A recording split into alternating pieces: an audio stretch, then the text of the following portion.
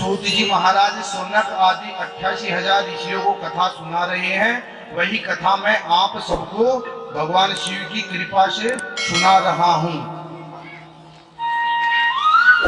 जिसने कलिकाल में सर्वप्रथम यह कथा सुनी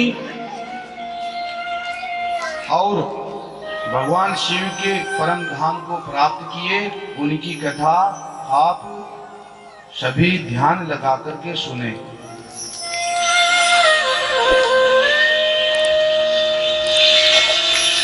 किरात नगर में एक देवराज नाम का ब्राह्मण रहता था।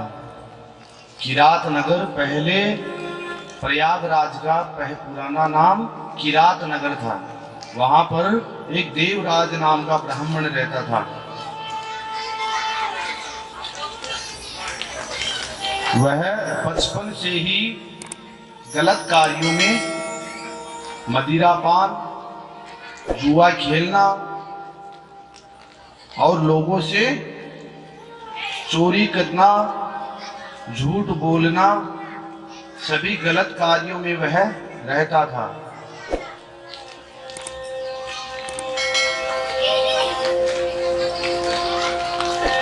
बलवान था और लोगों को चोरी कर करके धन लूट लूट के काफी धनवान भी बन गया। आप अपनी संतान को धनवान बना सकते हैं, बलवान बना सकते हैं, लेकिन ज्ञानवान और संस्कारवान महाराज अति दुर्लभ है। अच्छी स्कूलों में पढ़ाई करके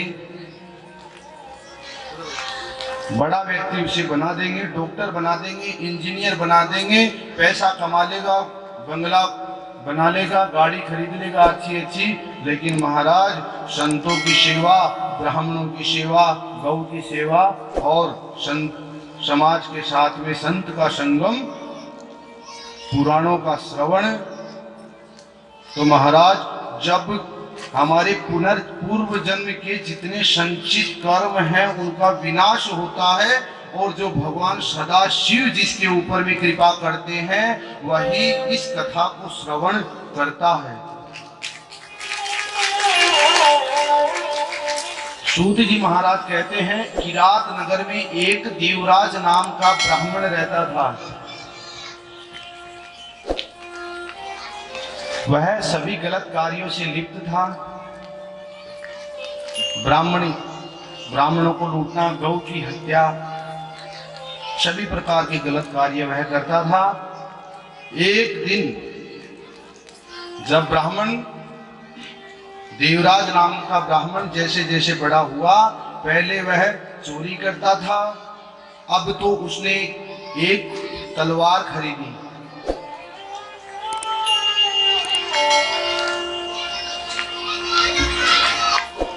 और शून्य मार्ग पे चला गया। उधर से कोई भी आता तो वह उसको मार देता था, और उसके पास में जितना भी धन, गाड़ी, वाहन इत्यादि उसके पास में जो भी होता था सब लूट लेता था।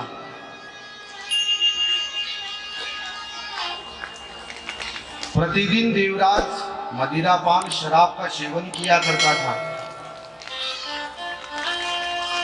एक दिन देवराज जंगल से रात्रि के समय चोरी करके आ रहा था। काफी धन था उसके पास, बलवान था। जंगल से आते हुए वह नशे में चूर देवराज एक तालाब के पास में जाकर के गिर गया। नशे में धूर्त वह देवराज एक तालाब के पास में जाकर के गिर गया और वहीं पर सो गया।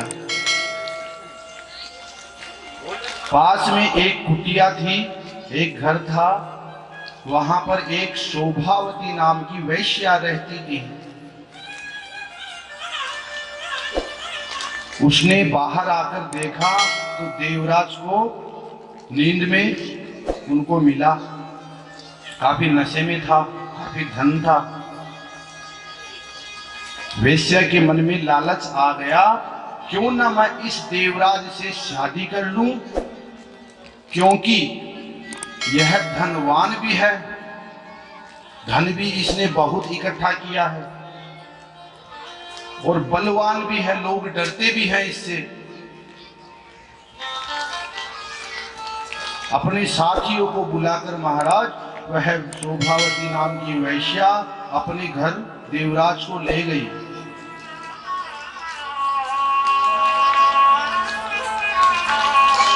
सुबह जब देवराज उठा तो शोभावती सुंदर कपड़े पहन करके स्नान आदि करके देवराज के समक्ष आकर के खड़ी हो गई। और जैसे ही देवराज की आंख खुली, देवराज उस वैश्या को देख करके मोहित हो गया। शोभावती नाम की जो वैश्या थी उसने देवराज से प्रार्थना की, मैं आपसे विवाह करना चाहती हूं। देवराज ने मोहितवश होकर के उस वैश्या से विवाह कर लिया। लेकिन यहां पर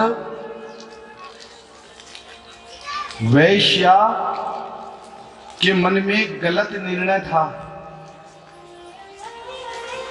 और देवराज यहां पर सत्य था, सच में उससे प्रेम हुआ और वह उससे विवाह किया। किंतु वैश्या ने देखा कि जब तक यह कमाएगा, जब तक यह बूढ़ा होगा, तब तक तो मैं इसको यहाँ पर रखूंगी, और जब यह कमाना बंद कर देगा उस समय मैं इसको बुढ़ापे में घर से बाहर निकाल दूंगी। कुछ समय विवाह का बीता।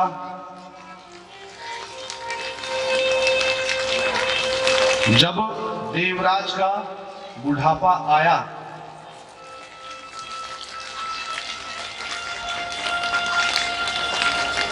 तब वेश्या ने उसको अपने घर से निकाल दिया। और वृद्धावस्था में, बुढ़ापा की अवस्था में मनुष्य के साथ में क्या होता है, जरा ध्यान से सुनिए। आंखों में पड़ जाएगा जाला और कानों में लग जाएगा ताला, नाक से बहेगा नाला, लाठी से पड़ेगा पाला, तेरी जरा जिंदगानी में। जरा शब्द जो है यह उर्दू शब्द है। जरा का मतलब होता है बुढ़ापा। बुढ़ापा में क्या अवस्था होती है, आंखों में जड़ जाएगा जाला, दिखना बंद, कानों में लग जाएगा ताला, सुनना बंद,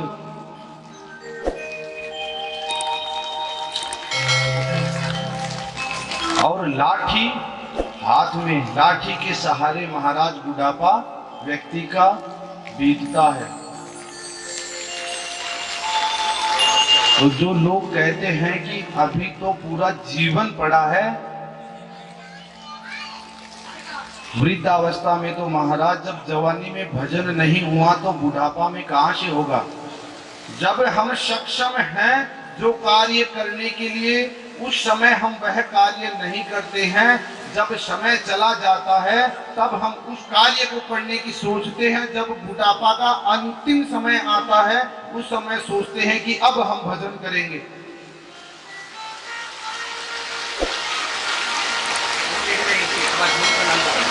देवराज को घर से निकाल दिया।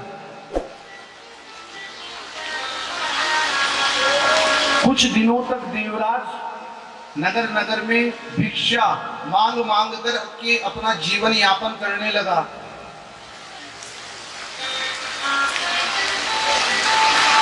एक समय उसी गांव के किरात नगर का पुराना नाम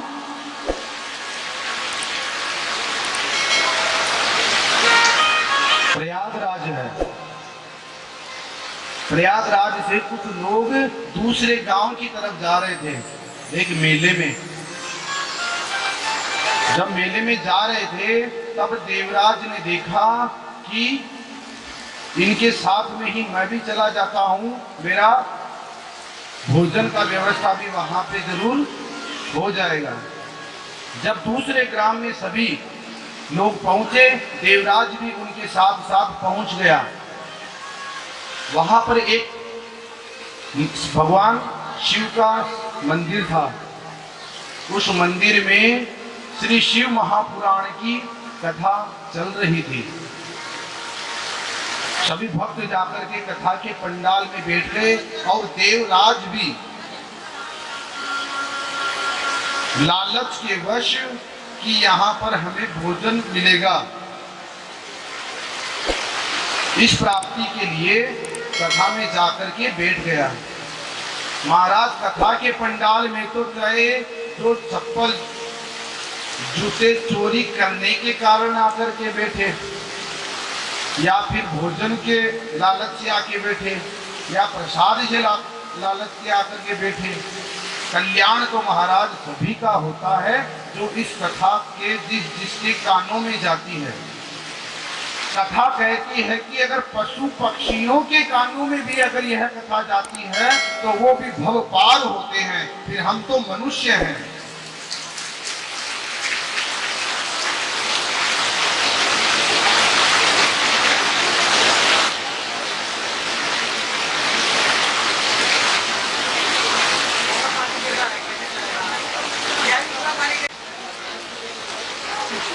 और महाराज जो सत्संग में जो बैठता है, बिन सत्संग विवेक न होए। सत्संग में कौन आकर के बैठता है? राम कृपा बिनु सुलभ न सोई। भगवान राम जब तक भगवान शिव जिसके ऊपर कृपा नहीं करते, कृपा करते हैं, वही इस कथा के पंडाल में आकर के बैठता है। देवराज भी प्रतिदिन वहां पर कथा सुनने लगा। 9 दिन तक वह कथा चली। 9 दिन तक तो उसने कथा सुनी। फिर वह उसी शिव मंदिर में ही रहने वहां पे लग गया। शिव मंदिर के पास में ही रहने लग गया। एक समय जब शिवरात्रि आई तब वह उस मंदिर में गया और रात्रि में 4 प्रहर की 4 पूजन भगवान शिव की चल रही थी। जब 4 प्रहर की 4 पूजा पूर्ण हो गई भक्तों द्वारा, तब वह देवराज अंतिम समय में रात्रि के समय में उस मंदिर में लोभवश मंदिर में जाकर वह कुछ दक्षिणा, कुछ धन वहां पे रखा हुआ था, कुछ फल प्रसाद इत्यादि वहां थे, उसको लेकर ये भागने लगा। और जैसे ही देवराज लेकर के जाने लगा, कुछ लोगों ने उसको रात्रि में वहां पकड़ लिया और महाराज बहुत मारा। कुछ दिनों बाद देवराज की मृत्यु हो गई। ध्यान दे सभी, कुछ ही समय बाद देवराज की मृत्यु हो गई। जैसे ही देवराज की मृत्यु हुई, यम के दूत उसको लेने आए। जैसे ही यमदूत उसको लेने के लिए आए, उधर से भगवान सदाशिव के गण भी उसको लेने के लिए वहां आ गए।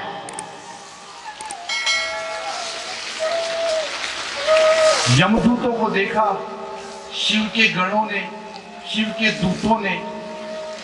यमदूत शिव के गणों से कहते हैं, देवराज ने जीवन भर पाप ही पाप किया है।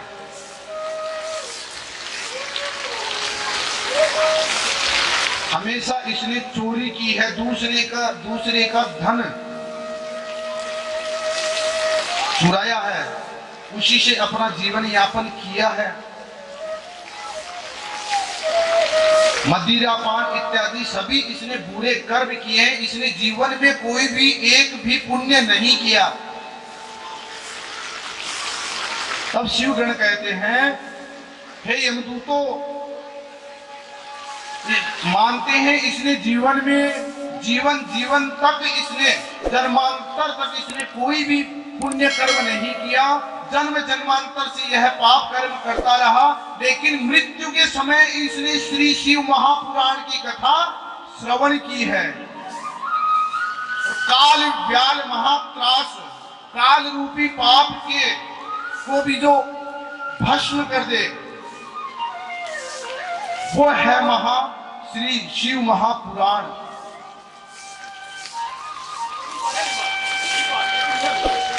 इस प्रकार भगवान सदाशिव के गणों द्वारा यमदूतों को कहा गया। सभी यमदूत मिलकर के देवराज को भगवान सदाशिव के विमान में बैठाते हैं, बैठा करके उसको शिवलोक लेके जाते हैं। जैसे ही वह भगवान शिव के परम धाम कैलाश पर्वत पर जाता है, भगवान शिव उसको स्वयं लेकर के अपनी गोद में बैठा करके इतने आंसू गिराते हैं महाराज, देवराज धन्य हो गया।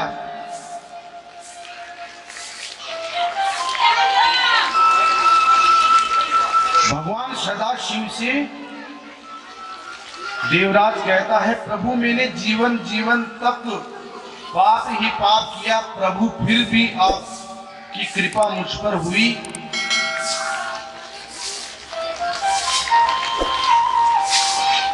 सूत जी महाराज सोनक आदि 88,000 ऋषियों को कहते हैं, इस कथा को जीवन में कोई प्रतिदिन समय पर आकर के एक बार भी सुन ले तो उसका कल्याण होता है।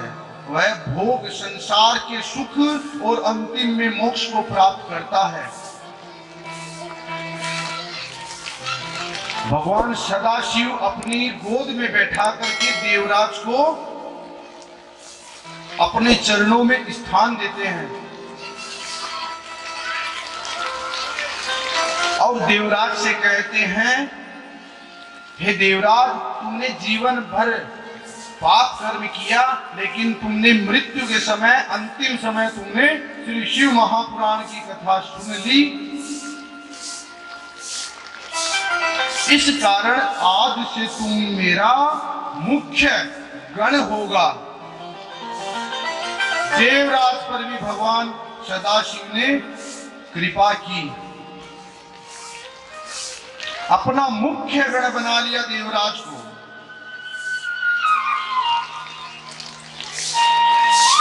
यह सूत जी महाराज कहते हैं, सोनक आदि 88,000 ऋषियों को यह कथा जो भी सुनता है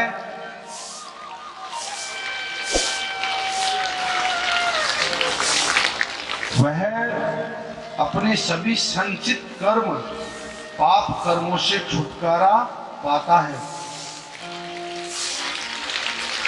बोले शंकर भगवान की हरे हरे।